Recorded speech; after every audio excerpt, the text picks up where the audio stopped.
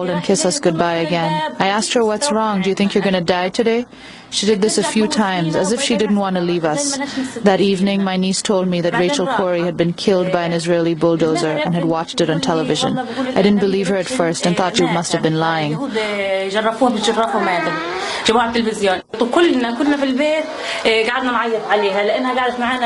of us in the house were crying.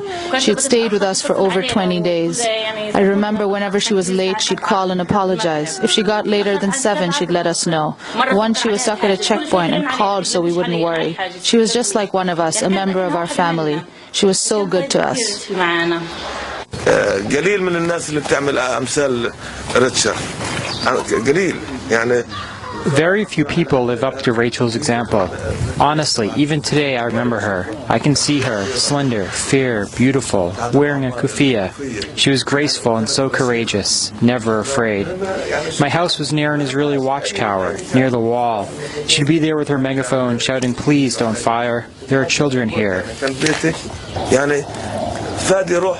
She had an open spirit, a pure spirit. She was a great person, irreplaceable. Rachel's life should be recorded in history.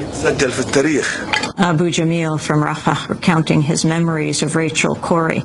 Well, Anjali Kamet spoke with Rachel's parents, Cindy and Craig Corrie, at the end of their trip last week as they waited on the Rafah border for Egypt to open the crossing. You asked about Rachel and how people respond to her here. And most everybody, at least if they're, they know her name when they hear it, most all of them, if somebody points out that we're Rachel Corrie's parents, they're very kind and they want to talk to us. I think I can only explain that because, it is a prison here. And when someone comes from the outside, as Rachel did and as others do, other ISMers, other internationals come to Gaza and the West Bank, and then pay the ultimate price, which is what they feel Rachel has done, I think it gives them some hope. I think it probably strengthens their resolve, to know that there are people on the outside that care as much as Rachel did, and I think that also it means a lot to them to see that we continue, in a way, continue some of her journey, not doing the same kinds of work, but that we haven't forgotten them, that we're back again, and that we're doing what we can in the United States. Rachel brought us to the issue. We certainly, if we had an allegiance before that, it was really to the Jewish-Israeli story and narrative. That's what we knew about. And we learned she was very good about bringing us material, pointing us to websites and so forth, and she really tried to bring us along even before she came here. She didn't just abruptly one day get up and go. She did some planning and preparation for it, and she tried to include us in that process. But of course we learned much more as she was there, particularly when she wrote the emails to us. It was eye-opening because we knew about her as a writer and as an observer. So it's one thing to read about things on a website or in a newspaper article or a book, not knowing the people who are doing that. It's another thing to hear about it from someone that you know and trust. And so immediately we started to learn things, and so did our entire extended family and Rachel's friends, because the things that she was writing about were being shared. When we came here after she was killed, that our knowledge, just developed more and more. And there really is no better way to learn about a situation than to come and see it for yourself. But I guess a few weeks after Rachel was killed, we met someone named Linda Beale, whose daughter was killed in South Africa when she was registering voters for the first election in which everyone could vote. And her family has carried on her work in different ways, Amy's work, Amy Beale's work. And I remember looking at Linda Beale and saying, were you ever able to retrieve any part of your previous life? And she thought for a moment, and she said, not really. My daughter Sarah said she knew that that was game over, that we were, you know, we had work to do. So a good part of what we do is trying to educate people within government, and we've found that most of those people haven't ever been to Gaza. So we have something to offer in the way of information. Certainly in the last couple months, with the support of many people in Washington State, we've been really bringing a lot of as much information as we can to our members, our entire congressional delegation, people meeting with the different congressional offices throughout the state.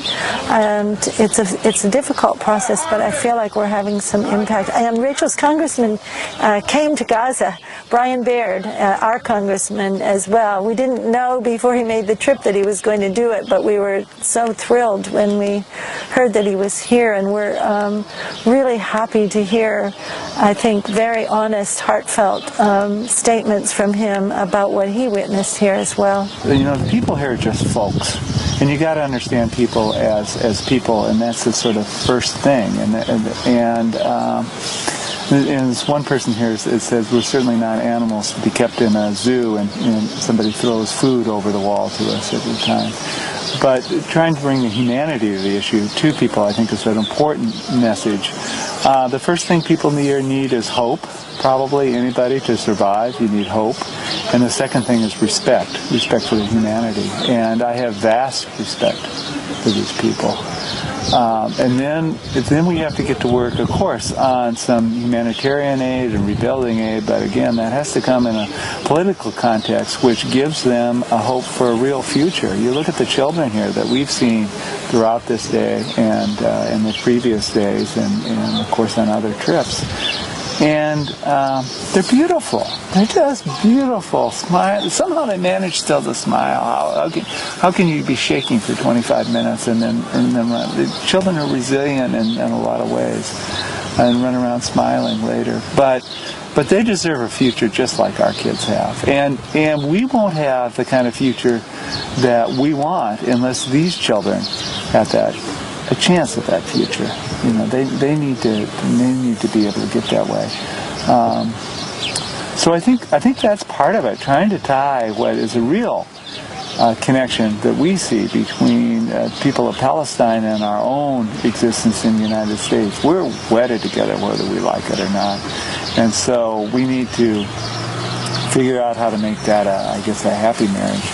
And it can be. The people here will somehow have the capacity to, first of all, make a distinction between Americans coming here and our foreign policy, which for them is atrocious. This, you know, the United States largely paid to build some of these factories here, to build, for instance, you look at the electrical plant that was destroyed or partially destroyed a few years ago, and the United States built it, the United States insured it, and the United States bombed it. And with us, that's largely true for the whole strip, that through U.S. aid money and some other things, a lot of this was built with U.S. money. It was certainly bombed with U.S. ammunition. The United States paid and actually transported the fuel for this, somewhat during the summer, while we were paying $4 a gallon for gas. We were also shipping gas to Israel for use here. And now we're talking about rebuilding it again with U.S. dollars. You know, enough is enough. I absolutely think we need to rebuild the Gaza Strip. But it has to be rebuilt with the standards of political standards that need to go around that so that it's not going to be bombed apart again. I think we need to insist on accountability for what has happened here. I know that there have been calls for investigation into specific incidents.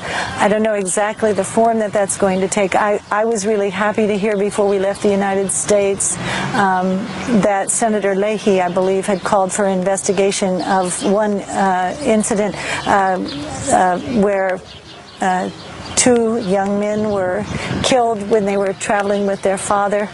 We visited the father, heard his story.